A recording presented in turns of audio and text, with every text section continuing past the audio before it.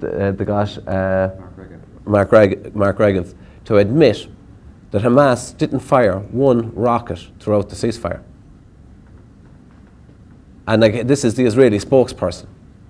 And he actually admitted they didn't fire one. It wasn't them. It was all the other groups that would say fired. And when they did, Hamas called around to their houses and says, don't do that again.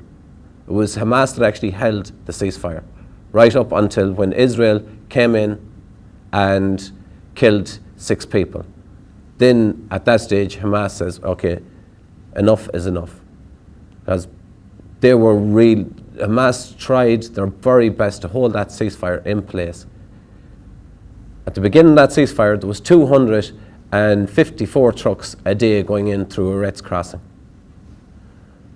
In November, there was 14. In December, there was none. That was what was going into Gaza. Basically, 14 trucks for 1.5 million people in November, and no trucks in December. So there was nothing at all getting into Gaza. They hadn't even fuel to run the generating station. In the hospitals, the generators were running full time. Problem with the generators, they have to be maintained, and sometimes they do break down. They've actually people in the hospital, and their job is just keep doing that at the respirators when the power has gone off. You can imagine trying to do that at a constant rate for hours at a time, just to try and keep the person in the bed alive.